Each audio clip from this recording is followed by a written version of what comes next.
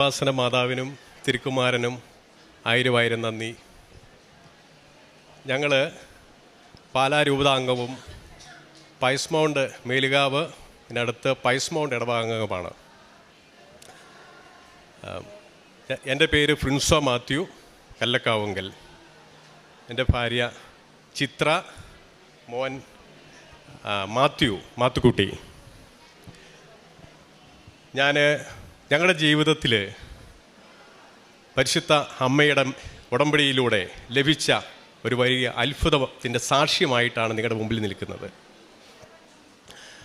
ഞാൻ അഭിഭാഷകനായിട്ട് എറണാകുളത്ത് വർക്ക് ചെയ്യുന്നു, നോട്ടറി പബ്ലിക്കുമാണ്. അതുപോലെ എൻ്റെ വൈഫ് ചിത്ര ഇവിടെ മാരാരിക്കുളം, ആലപ്പുഴ ജില്ലയിൽ മാരാരിക്കുളം ഗവൺമെൻറ് ആയുർവേദ ആശുപത്രിയിൽ യോഗ നാച്ചുറോപ്പതി മെഡിക്കൽ ഓഫീസറായിട്ടും ജോലി ചെയ്യുന്നു. ഞങ്ങളുടെ ജീവിതത്തിലെ ഏറ്റവും വലിയൊരു അത്ഭുതം സംഭവിച്ചത്, വിവാഹം കഴിഞ്ഞ് 14 വർഷം ഞങ്ങൾക്ക് മക്കളില്ലായിരുന്നു. 14 വർഷം ഇന്ന് ലോകത്തിൽ നടത്താവുന്ന ചികിത്സകളായി ബന്ധപ്പെട്ടിട്ടുള്ള എല്ലാ ചികിത്സകളും അന്ന് കേരളത്തിൽ നിന്ന് ലഭ്യമാണ്. കേരളത്തിലെ ഏറ്റവും വലിയ ലീഡിംഗ് ഹോസ്പിറ്റലുകളിൽ ഇതുമായി ബന്ധപ്പെട്ട് ചികിത്സകൾ നടത്തിയുണ്ടായി 10 വർഷത്തോളം. ആ 10 വർഷ ചികിത്സയിൽ നടത്തിയ അവസാനം വൈദ്യശാസ്ത്രപരമായി ഞങ്ങളോട് പറഞ്ഞു, ഇനി നിങ്ങൾക്ക് സെറോഗസി, വാടക ഗർഭപാത്രത്തിലൂടെ മാത്രമേ ഒരു കുഞ്ഞ് ജനിക്കുകയുള്ളൂ. ഇനി മറ്റ് ചികിത്സകൾ നിങ്ങൾക്ക് നടത്തിയിട്ട് കാര്യമില്ല. അങ്ങനെ ഒരു അവസരത്തിലാണ് ഞങ്ങൾ ഈ കൃപാസനത്തിനെക്കുറിച്ച് അറിയുന്നത്. അങ്ങനെ അറിയാനുണ്ടായിട്ടൊരു സാഹചര്യവും 2018 ചിത്രയ്ക്ക് മാരാരിക്കുളം ഗവൺമെൻറ് ആയുർവേദ ആശുപത്രിയിൽ മെഡിക്കൽ ഓഫീസറായിട്ട് നിയമനം ലഭിക്കുകയുണ്ടായി. ഈ മാരാരിക്കുളം ഈ നമ്മുടെ കൃപാസനമായിട്ടൊരു 5 കിലോമീറ്റർ അത്ര തൊട്ടടുത്തുള്ള സ്ഥലമാണ്. അങ്ങനെയാണ് ഈ കൃപാസനത്തെക്കുറിച്ച് ആദ്യമായിട്ട് നമുക്ക് അറിവ് ലഭിച്ചത്. അതിനു മുമ്പ് തന്നെ ഞങ്ങളുടെ ചികിത്സാ രീതികളെക്കുറിച്ച് സാക്ഷ്യമായിട്ട് നിങ്ങളുടെ മുമ്പിൽ ഒന്ന് പറയട്ടെ.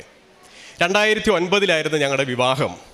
2009 വിവാഹത്തിന് ആദ്യ 2-3 മാസത്തിനുള്ളിൽ തന്നെ പ്രഗ്നൻ്റായി. അത് ട്യൂബിൽ പ്രഗ്നൻ്റ് ആയിരുന്നു. ഫലോപ്പിയൻ ട്യൂബിൽ പ്രഗ്നൻ്റായി ആ ട്യൂബ് റിമൂവ് ചെയ്യേണ്ടി വന്നു. അതിനുശേഷം പിന്നീട് ട്രീറ്റ്മെൻറ്റുകളിൽ കണ്ടെത്തി മറ്റേ ട്യൂബും അത് ബ്ലോക്കാണ്. അപ്പോൾ അതിനെ തുടർന്ന് ഡോക്ടർമാർ ഞങ്ങളോട് നിർദ്ദേശിക്കുകയുണ്ടായി, ട്യൂബ് 2ഉം ബ്ലോക്കാണ്, ഇനി നിങ്ങൾക്ക് ഉള്ളൊരു സാധ്യത IVF ചികിത്സയാണ്. അങ്ങനെ ഞങ്ങൾ കേരളത്തിലെ ഏറ്റവും മികച്ച ഇൻഫെർട്ടിലിറ്റി ഹോസ്പിറ്റലിൽ IVF ചികിത്സയ്ക്ക് വിധേയമായി. ആദ്യം IVF ചികിത്സ നടത്തി. അന്ന് ഞാൻ ചിന്തിച്ചൊരു കാര്യമുണ്ട്, പണമുണ്ടെങ്കിൽ നമ്മുടെ പ്രതിസന്ധികളെല്ലാം പരിഹരിക്കപ്പെടും. അങ്ങനെ ആദ്യം ഞാൻ വിശ്വസിച്ചു, കുഞ്ഞുണ്ടാകുന്നതിന് IVF ചികിത്സയിലൂടെ, ട്രീറ്റ്മെൻറ്റിലൂടെ ഞങ്ങൾ കടന്നുപോയി. ആദ്യത്തെ തവണ IVF നടത്തി, പരാജയപ്പെട്ടു.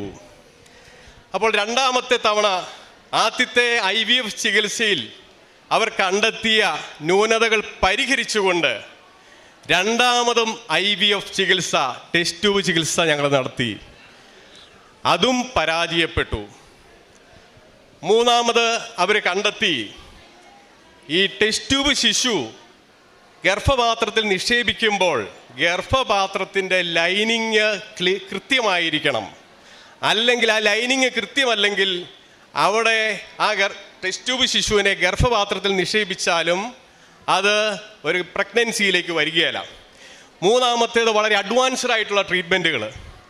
അതായത് ഗർഭപാത്രം ഒരു ടെസ്റ്റ് ട്യൂബ് ശിശുവിനെ സ്വീകരിക്കാവുന്ന തരത്തിലുള്ള എല്ലാ മോഡേൺ ചികിത്സകളും നടത്തിയതിന് ശേഷം IVF നടത്തി. അതും പരാജയപ്പെട്ടു. പിന്നീട് ഡോക്ടേഴ്സ് ഞങ്ങളോട് പറയുകയുണ്ടായി, ഇനി നിങ്ങൾക്ക് ഈ ഗർഭപാത്രത്തിൽ ഒരു കുഞ്ഞ് ജനിക്കാൻ സാധ്യതയില്ല. അതിനടുത്ത ഒരു ഓപ്ഷൻ വൈദ്യശാസ്ത്രപരമായിട്ട് നിങ്ങളുടെ മുമ്പിലുള്ളത് സെറോഗസി, വാടക ഗർഭപാത്രം. നമുക്ക് വേണ്ടി വേറൊരു സ്ത്രീയുടെ ഗർഭപാത്രം ഉപയോഗിച്ച് ഒരു പ്രഗ്നൻസിയിലേക്ക് ഒരു കുഞ്ഞിനെ സൃഷ്ടിക്കുന്ന ഒരു സംവിധാനം. അതാണ് സെറോഗസി എന്നുള്ള വാടക ഗർഭപാത്രം മാത്രമാണ് ഞങ്ങളുടെ മുമ്പിലുണ്ടായിരുന്നത്. ആ അവസരത്തിലാണ് ചിത്രയ്ക്ക് ഈ മാരാരിക്കുളത്തേക്ക് മെഡിക്കൽ ഓഫീസറായിട്ട്, യോഗ നാച്ചുറോപ്പതിയുടെ മെഡിക്കൽ ഓഫീസറായിട്ട് ജോലി ലഭിക്കുന്നത്. അങ്ങനെയാണ് അന്ന് ഞങ്ങൾ ചിത്ര എറണാകുളത്തുനിന്ന് പോയി വരികയാണ്. എറണാകുളത്തുനിന്ന് എടപ്പള്ളിയിൽ നിന്നും ഇവിടെ വരുന്നു, ജോലി കഴിഞ്ഞ് തിരിച്ച് എറണാകുളത്തിന് വരുന്നു. അങ്ങനെ ആണ് ആദ്യമായിട്ട് ഈ കൃപാസനത്തെക്കുറിച്ചൊരു അറിവ്. കാരണം എറണാകുളത്തുനിന്ന് ധാരാളം ആളുകൾ ബസ്സിൽ ഈ കൃപാസനത്തിലേക്ക് വരുന്നത്. കാരണം ചിത്ര ഇറങ്ങുന്ന ബസ് സ്റ്റോപ്പ് കഞ്ഞിക്കുഴി എന്ന് പറഞ്ഞ സ്ഥലമാണ്. അത് കഴിഞ്ഞ് അടുത്ത സ്റ്റോപ്പാണ് ഈ നമ്മുടെ കൃപാസനത്തിൻ്റെ ബസ് സ്റ്റോപ്പ്. അങ്ങനെ വരുമ്പോൾ ധാരാളം ആളുകൾ ബസ്സിൽ ഈ കൃപാസനത്തിലേക്ക് വന്നുകൊണ്ടിരിക്കുന്നു. അവർ ചിലർ കൃപാസനത്തിൽ നടക്കുന്ന അത്ഭുതങ്ങൾ പങ്കുവെക്കുന്നു. അങ്ങനെ 2020 ഞങ്ങൾ ചിത്ര ഇവിടെ വന്ന് ഉടമ്പടി എടുക്കുകയാണ്. 2020 ജനുവരിയിൽ ചിത്ര ഉടമ്പടി എടുക്കുന്നു. ഉടമ്പടിയിലെ ആദ്യത്തെ പ്രധാനപ്പെട്ടതായിട്ടുള്ള ഉടമ്പടിയിലെ പ്രധാനപ്പെട്ട കാര്യം വെച്ചിരുന്നത് ഞങ്ങൾക്കൊരു കുഞ്ഞ് വേണം. വൈദ്യശാസ്ത്രം ഞങ്ങളെ കൈവിട്ടിരിക്കുന്നു.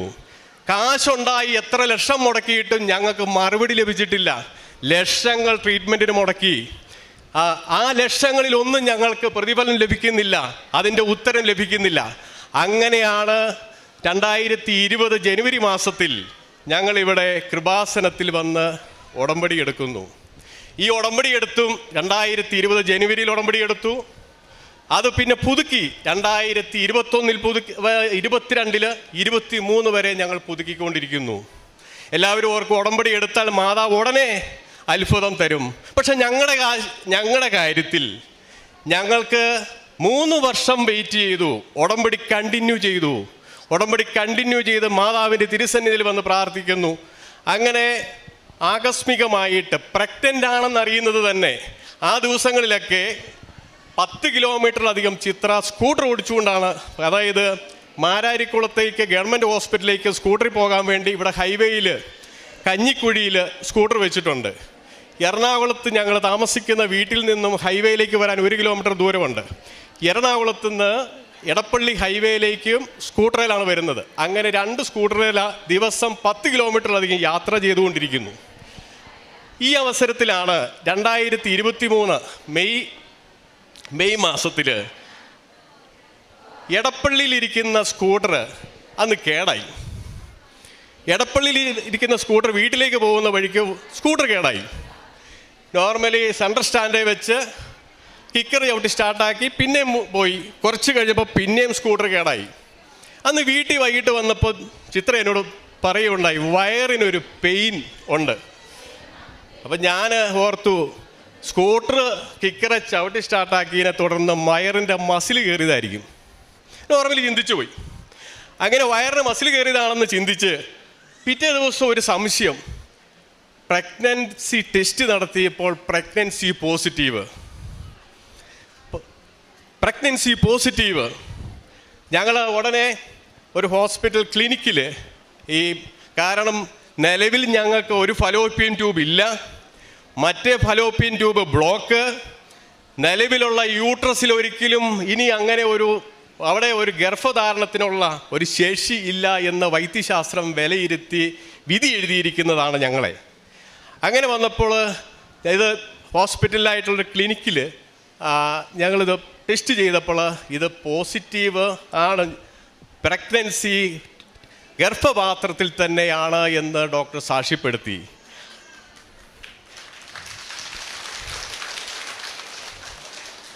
അതിലേറ്റവും വലിയൊരു അത്ഭുത സാക്ഷ്യം ഡോക്ടറിൻ്റെ ഭാഗത്തുനിന്നുണ്ടായത്, ട്യൂബ് ഇല്ലാത്തിടത്തെ ഓവറിയിൽ നിന്നും ഓവുലേഷൻ ഉണ്ടായി പ്രഗ്നൻസി ഉണ്ടായിരിക്കുന്നു. ട്യൂബില്ല. വൈദ്യശാസ്ത്രപരമായിട്ട് നമുക്കറിയാം, ഒരു അണ്ഡാശയത്തിൽ നിന്നും അണ്ഡവാഹിനി കുഴലിലൂടെ വന്ന് അണ്ഡവും ബീജവും ചേർന്ന് അവിടെ ഒരു എംബ്രിയോയായി ഗർഭപാത്രത്തിലേക്ക് മൂവ് ചെയ്ത് അങ്ങനെയാണ് പ്രഗ്നൻസി ഉണ്ടാകുന്നത്. അതാണ് വൈദ്യശാസ്ത്രം. ഞങ്ങളുടെ കാര്യത്തിൽ അവിടെ ട്യൂബില്ലാത്തിടത്ത് പ്രഗ്നൻസി ഉണ്ടാകുന്നു. അപ്പോൾ അന്നേരം ഞങ്ങൾ തിരിച്ചറിഞ്ഞു, മാതാവിൻ്റെ കൃപാസന അമ്മയുടെ പക്കൽ നമ്മളൊരു ഉടമ്പടിയിൽ ഒരു കാര്യം ഏൽപ്പിച്ചിട്ടുണ്ടെങ്കിൽ അത് നടന്നിരിക്കുമെന്നുള്ളത് ഞങ്ങൾക്ക് ബോധ്യമായി.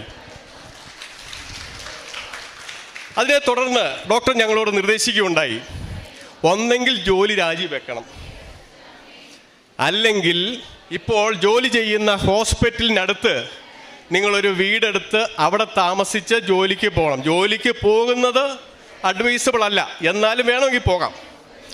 അങ്ങനെ ഞങ്ങൾ കഴിഞ്ഞ വർഷം ഈ സമയത്ത് ജൂൺ മാസത്തിൽ ഇവിടെ മാരാരിക്കുളത്ത് ഗവൺമെൻറ് ആയുർവേദ ആശുപത്രിയുടെ അടുത്ത് ഒരു വീട് വാടകയ്ക്കെടുത്ത് അവിടെ നിന്ന് ജോലിക്ക് പോകുന്ന സംവിധാനം ആരംഭിച്ചു.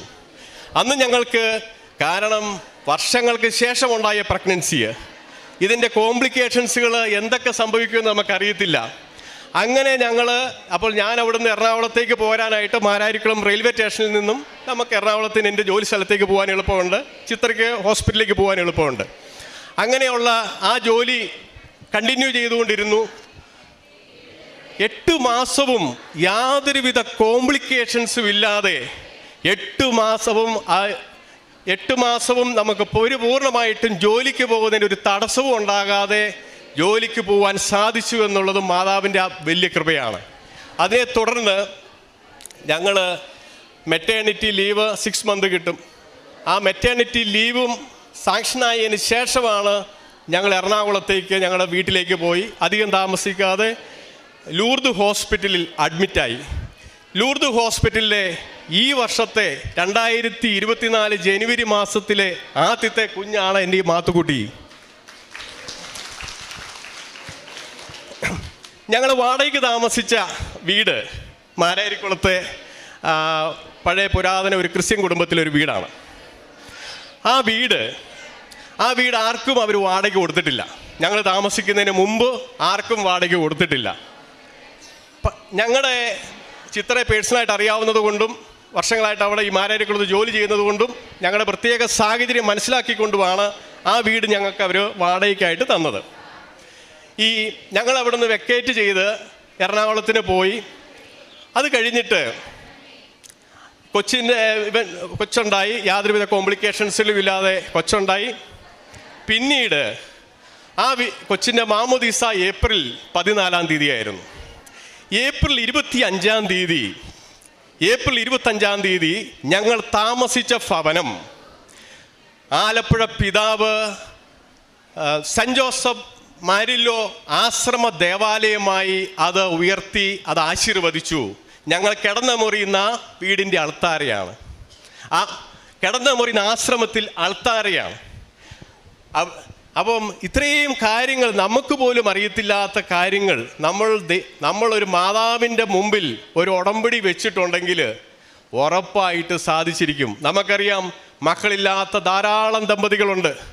അവരുടെ ബുദ്ധിമുട്ടുകളും പ്രതിസന്ധികളും ആ മേഖലയിൽ കടന്നു പോയിട്ടുള്ളവർക്ക് മാത്രമേ അറിയാൻ പറ്റുള്ളൂ. വേറെ ഒരാൾക്ക് പോലും അറിയത്തില്ല മക്കളില്ലാത്ത ദമ്പതികളുടെ ബുദ്ധിമുട്ട്. ഞാൻ അവരോടായിട്ട് പറയുകയാണ്, നിങ്ങൾ പേടിക്കേണ്ട, ഭയപ്പെടേണ്ട. വൈദ്യശാസ്ത്രം ഉപേക്ഷിച്ചാലും കൃപാസന മാതാവിൻ്റെ പക്കൽ നിങ്ങളുടെ അപേക്ഷ അങ്ങ് കൊടുത്താൽ മതി. ഉറപ്പായിട്ട് ഉത്തരവരുളി തന്നിരിക്കും. അതിന് ചിലപ്പോൾ ഉടനെ ലഭിക്കണമെന്നില്ല. ഞങ്ങൾ 3 വർഷം വരെയും കാത്തിരുന്നു, 3 വർഷം വരെയും. അതുപോലെ നിങ്ങളും വിശ്വസിച്ച് പ്രാർത്ഥിച്ചാൽ മനുഷ്യർക്ക് അസാധ്യമായത് കൃപാസന മാതാവിലൂടെ, പരിശുദ്ധ അമ്മ തൻ്റെ തിരുക്കുമാരനിലൂടെ നിങ്ങൾക്ക് ഉത്തരമരുളും എന്നുള്ളതിൽ യാതൊരു സംശയവുമില്ല. അതുപോലെ ഈ പ്രഗ്നൻസി കാലഘട്ടത്തിൽ ഒരു കാര്യം കൂടെ പറഞ്ഞുകൊള്ളട്ടെ. അന്ന് ഡോക്ടർ, കാരണം ഞങ്ങൾക്ക് വളരെ പ്രായമായ ഏജായി, കാരണം 14 വർഷത്തിന് ശേഷമുണ്ടാകുന്ന ഒരു കുഞ്ഞാണ്.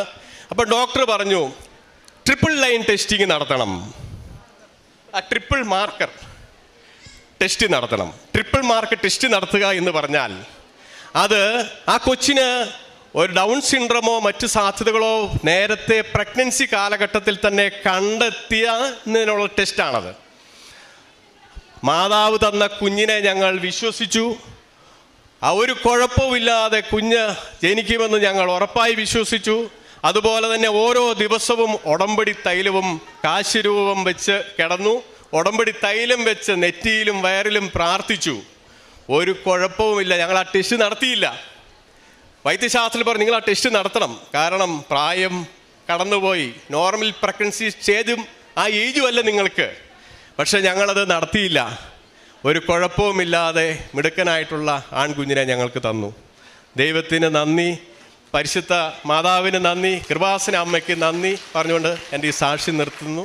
ഞങ്ങൾ പ്രാർത്ഥനാ ജീവിതത്തിൽ, കാരണം ഒരു അഭിഭാഷകൻ എന്നുള്ള രീതിയിൽ പലപ്പോഴും ഞാൻ വിശ്വസിച്ചൊരു കാര്യം ലോജിക്ക് രീതിയിലാണ്.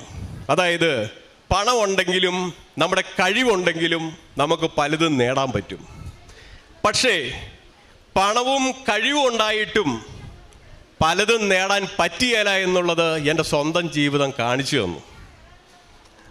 അപ്പോൾ പലരുടെയും പ്രതിസന്ധി ഇതാണ്. എനിക്ക് കാശുണ്ടെങ്കിൽ എല്ലാ കാര്യവും നടക്കും, അപ്പോൾ പണമുണ്ടെങ്കിൽ എല്ലാം നടക്കും, നമുക്ക് കഴിവുണ്ടെങ്കിൽ നമ്മൾ അധ്വാനിച്ചാൽ എന്തും നേടാം. പക്ഷെ പലപ്പോഴും അത് സാധ്യമാകണമെന്ന് നിർബന്ധമില്ല. അതിൻ്റെ ഉത്തമ ഉദാഹരണമാണ് വിശ്വാസ ജീവിതത്തിലേക്ക് നമുക്കിതൊക്കെ കാണുമ്പോൾ നമ്മുടെ ജീവിത അനുഭവത്തിൽ തന്നെ ഈ കാര്യങ്ങളൊക്കെ കടന്നു വരുമ്പോൾ നമ്മൾ വേറൊരു വ്യക്തിയായി മാറാൻ തുടങ്ങും. നമ്മൾ പ്രാർത്ഥനയിലേക്ക് മാറും, വിശ്വാസ ജീവിതത്തിലേക്ക് മാറും. അതുപോലെ തന്നെ കൃപാസന മാതാവിന് വേണ്ടിയിട്ട് ഇവിടെ ഇങ്ങനെ ഒരു അത്ഭുത കാര്യം ചിത്ര ഇവിടെ ഈ കൊന്ത ചെല്ലുകയും, അതുപോലെ തന്നെ ഇവിടുത്തെ പത്രം പലപ്പോഴായിട്ട് ഇന്നും പല ആൾക്കാരും കൃപാസനത്തെക്കുറിച്ച് അറിയുന്നില്ലാത്ത ആളുകൾ ഇഷ്ടം പോലെയുണ്ട്. അവരെ അറിയിക്കുന്നതിനായിട്ട് പത്രവിതരണങ്ങളൊക്കെ നടത്താറുണ്ട്. പലപ്പോഴും ഞങ്ങൾ ഇവിടെ അടുത്ത് താമസിക്കുകയായതുകൊണ്ട് ഈ കഴിഞ്ഞ പ്രഗ്നൻസി കാലഘട്ടത്തിൽ പലപ്പോഴും ഞങ്ങൾ വൈകുന്നേരം ഇവിടെ പ്രാർത്ഥിക്കാൻ വരും. അപ്പം ജോസഫ് അച്ഛനെ ഒന്ന് കാണണമെന്ന് ആഗ്രഹമുണ്ട്, പക്ഷേ കാണാൻ സാധ്യമല്ല. ഞങ്ങൾ ഒരു പ്രാവശ്യം ഇവിടെ ഇത് പ്രാർത്ഥിച്ചുകൊണ്ടിരുന്നപ്പം ജോസഫ് അച്ഛനെ മാതാവെ നേരിട്ട് കണ്ടൊന്ന് പ്രാർത്ഥിപ്പിക്കണമെന്ന് മനസ്സിൽ ഓർത്തിരിങ്ങനെ ഇരിക്കുക, മാതാവിനോട് പറഞ്ഞുകൊണ്ടിരിക്കുക. ഞങ്ങൾ രാത്രി ഒരു 7:30 കാരണം ഇവിടുന്ന് ഒരു 10 മിനിറ്റേ ഉള്ളൂ ഞങ്ങൾ താമസിക്കുന്ന സ്ഥലവുമായിട്ട് ഈ കൃപാസനത്തിലേക്ക് വരാൻ. ഞങ്ങൾ വൈകിട്ട് മിക്കവാറും എല്ലാ ദിവസവും ഇവിടെ കൃപാസനത്തിൽ വരും, ജോലി കഴിഞ്ഞിട്ട് വൈകുന്നേരങ്ങളിൽ. അതൊരു 8:30-9 വരെ 8:30 വരെ ഗേറ്റ് തുറന്നിട്ടിരിക്കുക. 8:30 കഴിയുമ്പോൾ ഗേറ്റ് ഓപ്പൺ, ഫ്രണ്ടിലെ ഗേറ്റ് കൃപാസനത്തിലെ ഗേറ്റ് അടയ്ക്കുകയും ചെയ്യും. അപ്പോൾ അതിനു മുമ്പ് ഞങ്ങളിവിടെ വരും. ജോസഫ് അച്ഛൻ ഒരു ദിവസം ഞങ്ങളിവിടെ ഇരിക്കുക, ഞങ്ങളുടെ അടുത്തേക്ക് ജോസഫ് അച്ഛൻ വന്നു. അപ്പോൾ ഞങ്ങൾ പറഞ്ഞു 14 വർഷത്തിന് ശേഷം കൃപാസനത്തിലെ ഉടമ്പടിയിലൂടെ അച്ഛൻ ഞങ്ങൾ ഇവിടെ എത്തി, പ്രാർത്ഥനയിലൂടെ എൻ്റെ വൈഫ് പ്രഗ്നൻ്റ് ആയിരിക്കുന്നത്. അച്ഛൻ തലയെ കൈവച്ച് പ്രാർത്ഥിച്ചു, ഒരു കുഴപ്പവും വരികയില്ല, അമ്മയ്ക്കും കുഞ്ഞിനും ഒരു കുഴപ്പവും വരാതെ നല്ല കുഞ്ഞിനെ ദൈവം നിങ്ങൾക്ക് തരുമെന്ന് പ്രാർത്ഥിച്ചു. അച്ഛൻ്റെ വാക്ക് അച്ചട്ടായി. ദൈവമാതാവിലൂടെ പരിശുദ്ധ തിരുക്കുമാരനിലൂടെ ഈ കുഞ്ഞിനെ തന്ന് ഞങ്ങളെ അനുഗ്രഹിച്ചു. പരിശുദ്ധമ്മയുടെ മധ്യസ്ഥതയിൽ ഇപ്പം വളരെ വ്യക്തമായിട്ട് സാക്ഷ്യം പറയാനായിട്ട് ദൈവം അനുവദിച്ചു, അനുഗ്രഹിച്ചു എന്നുള്ളതാണ്. അപ്പോൾ ഒരു അഭിഭാഷകനായതുകൊണ്ട് തന്നെ വ്യക്തമായിട്ട് ആ സാക്ഷ്യം നമുക്ക് മുൻപിൽ പറയുവാനായിട്ട് സാധിച്ചു. ഈ സാക്ഷ്യത്തിൽ ഏറ്റവും പ്രധാനപ്പെട്ട ഈ കുഞ്ഞിനെ പ്രതിയാണ് 14 വർഷമായിട്ടുള്ള അപ്പം 14 വർഷം. അതുപോലെ നോട്ടറി പബ്ലിക് ആകാൻ വേണ്ടിയിട്ട് ഈ ഉടമ്പടിയിൽ വെച്ചിട്ടുണ്ടായിരുന്നു. നോട്ടറി പബ്ലിക്കിൻ്റെ റാങ്ക് ലിസ്റ്റിൽ ഞാൻ വന്നിരുന്നു, പക്ഷേ സർട്ടിഫിക്കറ്റ് ഓഫ് പ്രാക്ടീസ് വരുന്നതിന് വേണ്ടി ഒത്തിരി തടസ്സങ്ങളുണ്ടായിരുന്നു. ഏതായാലും ഈ ഉടമ്പടിയിലെ ഒരു കാര്യം അതായിരുന്നു, ഗവൺമെൻറ് ഓഫ് ഇന്ത്യയുടെ നോട്ടറി പബ്ലിക്കായിട്ട് ഞാനിപ്പോൾ പ്രാക്ടീസും ചെയ്യുന്നു. അതും അമ്മയുടെ അനുഗ്രഹത്താൽ സാധിച്ച പ്രധാനപ്പെട്ട ഒരു കാര്യം. സുവിശേഷം 1:36 വായിക്കുന്നുണ്ട്. അത് മാതാവിൻ്റെ ഉടമ്പടിക്ക്, മാതാവിൻ്റെ ദൈവവുമായിട്ടുള്ള ഉടമ്പടിക്ക് കൊടുക്കുന്ന മറ്റൊരു കൺഫർമേഷൻ എന്ന് പറയുന്നത് തൻ്റെ എലിസബത്തിന് ഗർഭധാരണത്തെക്കുറിച്ചാണ്. വന്തി എന്ന് വിളിക്കപ്പെട്ടിരുന്ന അവൾ ഒരു പുത്രനെ പ്രസവിക്കും എന്ന് മാതാവിനോട് മാലാഖ പറയുന്നുണ്ട്. അപ്പോൾ അതിനുശേഷമുള്ള നെക്സ്റ്റ് വചനമാണ്. ഇവിടെ ഒരുപാട് ഉടമ്പടി സാക്ഷ്യങ്ങളിൽ എല്ലാവരും പറയുന്നുണ്ട് മനുഷ്യർക്ക് അസാധ്യമായത് ദൈവത്തിന് സാധ്യമാണെന്നുള്ള ഈ വചനം അതിന് ശേഷം വരുന്ന വചനം. അപ്പോൾ ജീവിതത്തിൽ ഇദ്ദേഹം പറഞ്ഞതുപോലെ ഒരു അനുഭവം ഉണ്ടാകുമ്പം വ്യക്തിപരമായിട്ട് നമുക്കൊരു മാറ്റം ഉണ്ടാകും. അത് വിശ്വാസ ജീവിതത്തിന് നല്ല നമ്മൾ അടിമുടി ദൈവത്തിൻ്റെതായിട്ട് മാറുന്നൊരു ഇതുണ്ടാകും. അപ്പോൾ ഈ ഒരു കുടുംബത്തിനോട് ഇപ്പോൾ വന്ധ്യയായിരുന്ന എലിസബത്തിനെ ഗർഭം ധരിപ്പിച്ച ദൈവത്തിൻ്റെ സാധ്യമായ സ്നേഹത്തെക്കുറിച്ച് പറഞ്ഞാൽ വിശ്വസിക്കും. കാരണം വ്യക്തിപരമായിട്ടും കുടുംബത്തിലും ഒരുപക്ഷെ ഇപ്പോൾ സാക്ഷ്യം കേൾക്കുന്ന നമുക്കും പ്രകടമായിട്ട് നമുക്ക് പറയാനായിട്ട് ഒരുപാട് സാക്ഷ്യങ്ങളുണ്ടെങ്കിലും അതിലൊരു സാക്ഷ്യമായിട്ട് ഇത് മാറുന്നുണ്ട്. ഇപ്പോൾ ബൈബിളിൽ കർത്താവ് വചനമായിട്ട് എഴുതി വച്ചിരിക്കുന്ന എല്ലാ കാര്യങ്ങൾക്കും അതിൻ്റെ ഡയറക്റ്റ് സംഭവങ്ങൾ നമ്മുടെ ഇവിടെ ഉടമ്പടി സാക്ഷ്യങ്ങളിൽ സംഭവിക്കുന്നുണ്ട്. അത് എന്താണ് അതിൻ്റെ ഏറ്റവും പ്രധാനപ്പെട്ട കാര്യമെന്ന് പറഞ്ഞാൽ, ഉടമ്പടിയിൽ വിശ്വസ്തയോടെ നിൽക്കുമ്പോൾ, ഇപ്പോൾ ഏറ്റവും പ്രധാനപ്പെട്ട കാര്യം പറഞ്ഞു, ഒരു വെയിറ്റിംഗ് പീരീഡ് ഉണ്ട്, ഒരു ടെസ്റ്റിംഗ് പീരീഡ് ഉണ്ട്. പക്ഷേ അപ്പോഴൊക്കെ വേണമെങ്കിൽ ഇതൊക്കെ ഇട്ട് പോകാനുള്ള സാഹചര്യങ്ങളും സാധ്യതകളുണ്ട്. എങ്കിലും വീണ്ടും പരിശുദ്ധ അമ്മയെ മുറുകെ പിടിച്ചതിന് വ്യക്തമായിട്ട് ഒരു ബോധ്യം, അനുഭവം നൽകി. അതിന് കൺഫർമേഷനായിട്ട് പറഞ്ഞ 2-3 കാര്യങ്ങളിലൊന്ന്, താമസിച്ചിരുന്ന ഭവനത്തിനെക്കുറിച്ച് പറയുന്നുണ്ട്. ആ ഭവനം പിന്നീട് ഒരു ദേവാലയമായിട്ട് മാറുന്നതും അത് വിശ്വസിച്ച് കണ്ണുകളോടെ നോക്കുമ്പോഴാണ് അതൊക്കെ ഒരു ദൈവത്തിൻ്റെ ഒരു വരമായിരുന്നു. അത് അവരുടെ ബെഡ്റൂം അവിടെ ആയിരുന്നു എന്ന് പറയുമ്പോഴൊക്കെ അതിന് പിന്നിൽ ഒരു ദൈവിക പദ്ധതി ഉണ്ടെന്നുള്ള ഒരു വിശ്വാസത്തിൻ്റെ കണ്ണുണ്ട് അതിൽ. മൂന്നാമത്തേത് ലൂർദിലായിരുന്നു. ലൂർദ് പരിശുദ്ധ അമ്മയുടെ പ്രത്യക്ഷീകരണത്തിൻ്റെ ഒരു സ്ഥലമായിരുന്നു, അവിടുത്തെ ആദ്യത്തെ ഒരു ഈ വർഷത്തെ. അപ്പം ഇങ്ങനെ എല്ലാം കൂടി ചേർത്ത് വെക്കുമ്പോൾ മാതാവ് കൂടെ നടന്നു എന്ന് ഈ കുടുംബം ബോധ്യപ്പെട്ടിട്ടുണ്ട്. അവർക്ക് വ്യക്തമായ തെളിവും വ്യക്തമായ ബോധ്യവുമുണ്ട്. പരിശുദ്ധ അമ്മയുടെ വലിയ പ്രത്യക്ഷീകരണത്തിൻ്റെ വലിയ സമ്മാനമായിട്ട് ഈ അൾത്താരിലെത്തുവാനായിട്ട് ഈ കുടുംബത്തെ സഹായിച്ച പരിശുദ്ധ അമ്മയ്ക്കും തിരുക്കുമാരനും നമുക്ക് കരങ്ങളടിച്ച് ദൈവത്തിൻ്റെ നാമം മഹത്വം